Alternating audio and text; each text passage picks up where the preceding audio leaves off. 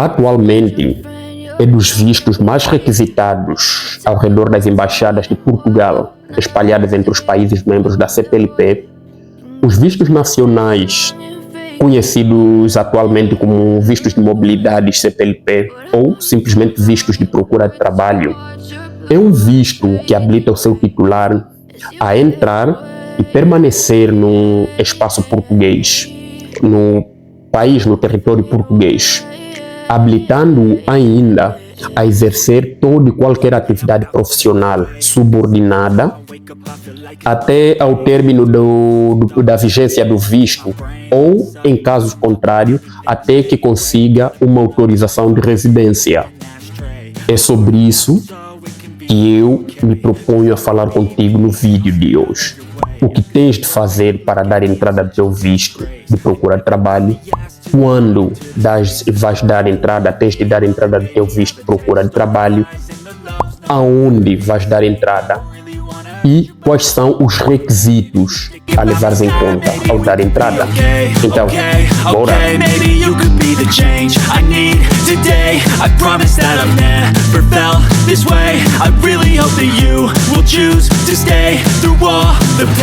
Epa, logo para início de conversa, eu preciso te dizer que é um visto com um período inicial de 120 dias, isto é, logo de partida, a embaixada dá-te 120 dias no território português para você conseguir um emprego e dar entrada da papelada. Nos agendamentos, fazer um agendamento,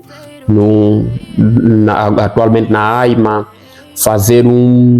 seguir com toda a burocracia para a residência, para a autorização de residência, ok? Depois do emprego, autorização de residência.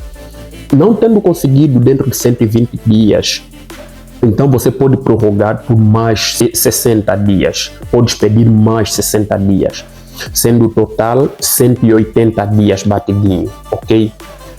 Não tendo conseguido dentro deste período um emprego ou a autorização de residência, és obrigado a voltar para o teu país de origem. E ao voltar ao teu país de origem, estás impedido de submeter ao mesmo processo, voltar a solicitar o visto de procura de trabalho por um período de 1 ano. Ou seja, em 1 ano, podes solicitar outros tipos de visto, mas o de procura de trabalho não poderás até que passas 1 ano desde a data em que tu saíste do território português e que caducou o teu visto. A primeira coisa que você vai precisar a nível de requisitos, um agendamento na VFS Global. No site da VFS Global, você vai ter que fazer um agendamento para dar entrada do teu processo. E sobre como fazer agendamentos, caso não saibas fazer agendamentos, temos um vídeo card, acho que está aqui deste lado a passar. Eu ensino passo a passo como fazer agendamento no site da VFS Global. Depois do agendamento, o que vais precisar é do formulário de solicitação de visto nacional, um formulário devidamente preenchido, que você vai conseguir no site da Embaixada de Portugal. Vou deixar o link aqui na descrição. Vais precisar, depois do formulário, do passaporte. Vais precisar do passaporte com pelo menos 3 meses, no mínimo 3 meses a mais da data prevista de regresso ao país de origem. O que é isso? Data prevista, data a mais, com um período a mais de 3 meses da data prevista. Tu, por exemplo, suponhamos aqui, recebeste o visto em janeiro e o teu visto expira em março, ok? Significa que se não conseguires um emprego, não conseguires se legalizar em Portugal, em março terás que voltar em Angola, não é? Terás que voltar em Angola, terás que voltar em Moçambique, Guiné-Bissau, São Tomé e Príncipe, Brasil ou qualquer outro país membro da CPLP. Então, a partir do momento que você volta, o teu passaporte precisa ter mais 3 meses, do tipo, o passaporte não pode expirar você no território português. O passaporte não pode expirar no mesmo mês que você voltas no teu país, ou depois de 1 mês, por exemplo. Então ele tem que expirar para 3 meses depois de estar no teu país, ok? E você vai precisar de fazer uma cópia também tanto da página 2 quanto da página 33 do teu passaporte. 32 praticamente é a última folha, 33 é a capa. Estás a ver aquela parte onde estão as tuas informações, os teus dados. Então vais precisar fazer uma cópia. Uma cópia daí onde tem as tuas impressões digitais e uma cópia da página onde tem os teus dados biológicos, os teus dados pessoais. As cópias precisam ser a cor, ok? Vais precisar ainda de um seguro de viagem. Um seguro de viagem que cubra primeiro o tempo que você vai, estes 180 dias, para início de conversa, e depois um seguro que cubra, por exemplo, situações de doença, situações de acidentes, situações de possíveis repatriamento, ok? Ou seja, ao ires a uma seguradora, tu pergunta qual é a cobertura mínima deles. Esta cobertura mais ou menos está a referir ao valor que eles pagam em caso de acidente, em caso de alguma coisa. E a cobertura mínima precisa ser 30 mil euros. Isto não é o valor que você paga, é o valor que a seguradora paga em caso de acidentes. Geralmente as seguradoras têm este valor como base, 30 mil euros. Então é você chegar só por uma questão de certeza, para se certificar mesmo, é só dizer, olha, eu gostava de saber qual é a vossa cobertura mínima. Vais precisar ainda, lembrando que estamos a falar da documentação geral, vais precisar ainda do registro criminal, certificado do registro criminal. Vais ter de pegar, tratar o registro criminal, levar ao Mirex, no nosso caso, vais levar ao Mirex, vais levar à embaixada, e pronto, depois vais anexar ao teu processo. E também vais precisar de fazer uma declaração autorizando o CEF anteriormente, agora a AIMA, a consultar os teus registros, os teus dados na base de dados deles, os teus registros na base de dados deles. Suponhamos alguma vez já estiveste cá e cometeste algum crime cá ou em qualquer país membro do espaço Schengen, ou ainda um país que tem acordo com Portugal no âmbito destes teus criminais. Por exemplo, cometeste algum crime ao longo deste, então isto pode te condicionar. Por isso é que você precisa passar uma autorização ao CEF a permiti-los a consultar os teus dados na base de dados deles. Okay? É obrigatório, salvo se estiver a se tratar de um menor de 16 anos. 16 para baixo, nem o registro criminal, nem a autorização ao CEF é obrigatório, dispensa-se. Mas quando se é maior, é obrigatório. Aqui, esta é a parte da dor de cabeça. Você é obrigado mesmo a comprar a passagem, tanto de ida quanto de volta. Você precisa comprar e anexar no teu processo. Muitas das vezes, relativamente a esta questão, as pessoas dizem, mas então, como é que eu vou comprar já passagem se eu não sei se me concedem, não me concedem, por um lado. Por outro lado, a própria embaixada é que aconselha a nunca comprar a passagem antes do visto sair. Nestes casos, esta questão é diferente, porque é como que uma certeza. É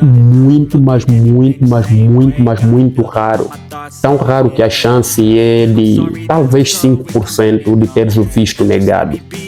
Porque muitas das vezes, quando alguma coisa não está em conformidade, a embaixada notifica de maneira a ires lá ter, corrigir ou explicar o que se passa sobre a situação que eles não estejam a entender, estás a ver? Então, como é quase que uma certeza, se tiveres as coisas todas aí organizadas, é uma certeza receberes o visto, então és obrigado a comprar a passagem de ida, mas mais importante, a passagem de regresso. Acontece alguma coisa, não dá, então pronto, simplesmente. Anteriormente era permitido você como é que se chama? Você procurar fazer reserva de um alojamento. Mas atualmente é obrigatório mesmo. Quer dizer, poder podes, só que no final das contas vão te notificar, a embaixada te vai notificar, porque é obrigatório atualmente apresentares um financiador, dados de um financiador. Tem de ser um cidadão português ou um cidadão legalmente residente em Portugal. E quando eu digo legalmente residente em Portugal, estou a dizer alguém que tenha uma residência, um título de residência ou uma autorização de residência, ou estatuto de residente, todo e qualquer cidadão que esteja legalmente residindo em Portugal. Primeiro documento dele, comprovando isto, vai ser necessário apresentar o contrato de casa, caso tenha arrendado uma casa, ou a caderneta predial. Por exemplo, ele tem uma casa, então não tem contrato de casa, então a caderneta predial. Vai ser obrigado, por exemplo, a apresentar uma fatura de energia, água ou internet. É obrigado a apresentar o termo de responsabilidade, vai ter de preencher o termo de responsabilidade, e deixo aqui embaixo o link também sobre onde conseguir o termo, aonde conseguir o termo de responsabilidade, e vai ter de apresentar a declaração de serviço e o extrato bancário. Só que esse extrato bancário precisa ser correspondente precisa ter o montante mínimo correspondente a 3 salários de Portugal. 3 salários, estamos a falar de 2.300 euros. Um kwanza atualmente é qualquer coisa com 2.300.000 kwanzas. Lembrando que estes dados, estas informações do financiador precisa passar pelo cartório notarial, precisa ser reconhecido. O termo de responsabilidade precisa ser reconhecido, e é mesmo lá que se faz, na verdade, eles fazem mesmo lá. Você basta chegar ao teu financiador, tens um financiador, por exemplo, só não sabe como fazer, peça-o para ir ao cartório mais próximo dele e procurar se inteirar. Eles lá têm um modelo, eles explicam como fazer, como não fazer, onde assinar, onde não assinar, quanto pagar. Isso tudo varia muito de notário para notário. Não existe um valor uniforme, do tipo, são 15 euros, são 20.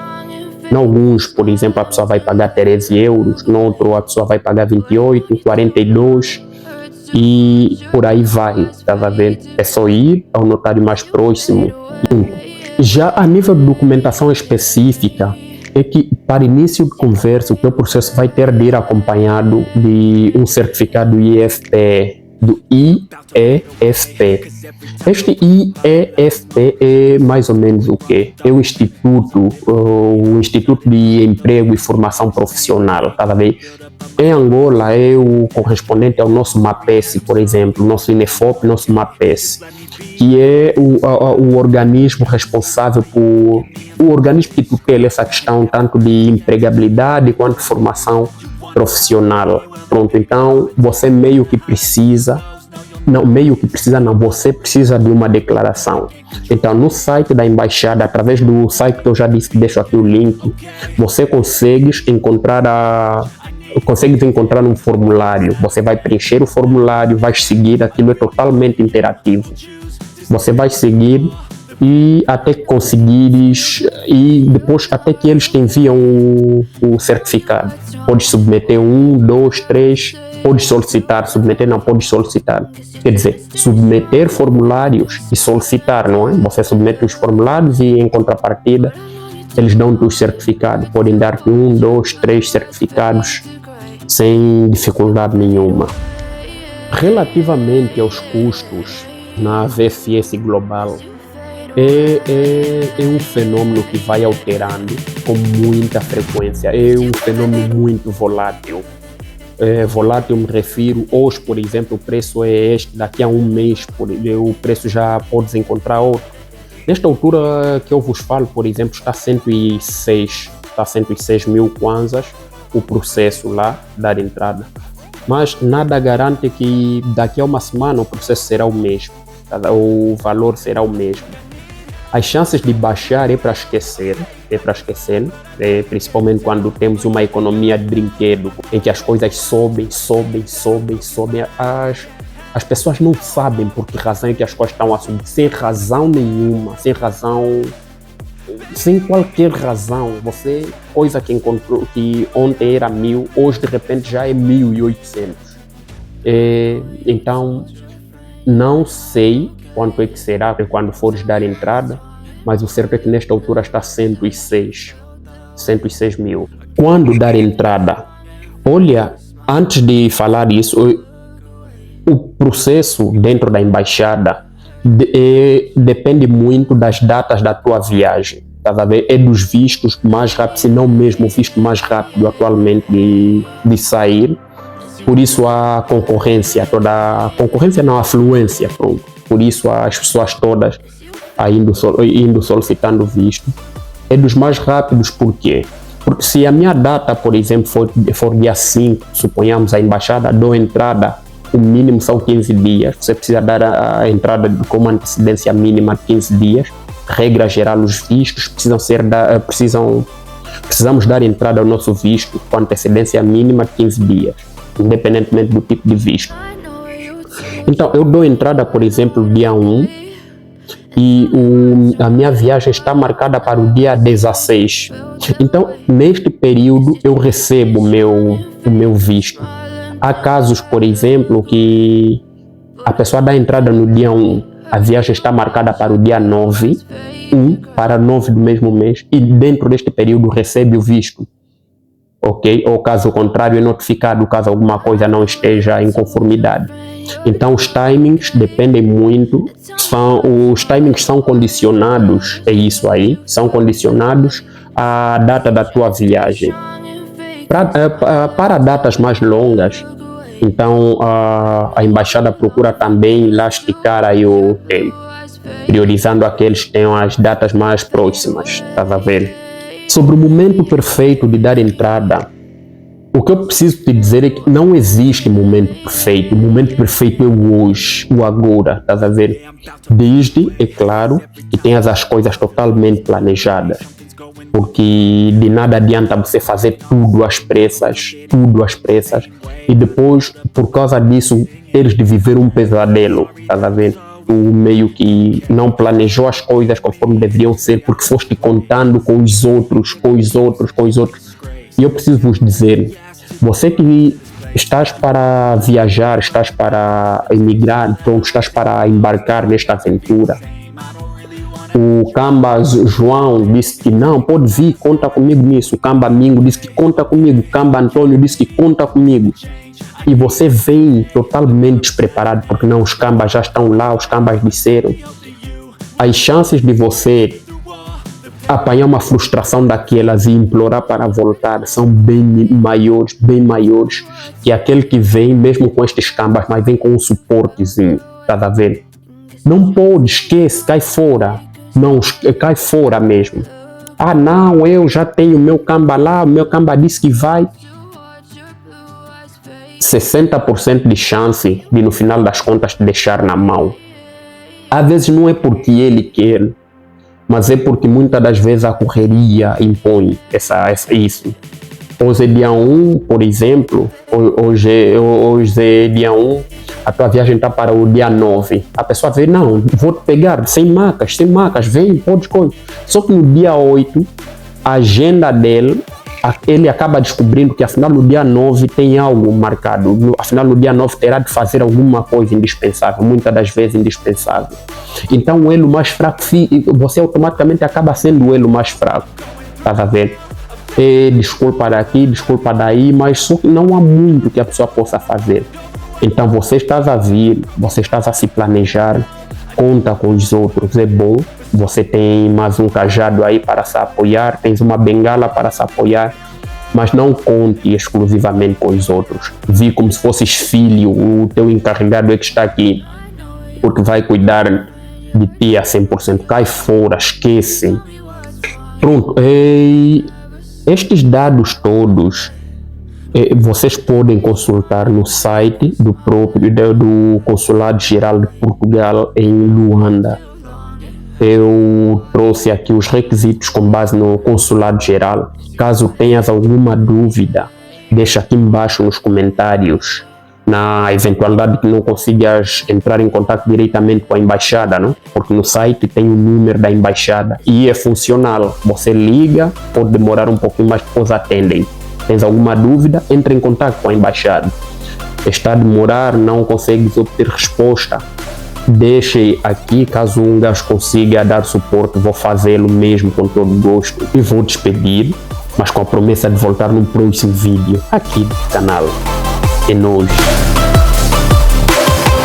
I know you told your friend you're not okay, and tell me what's wrong and why you never said you felt that way.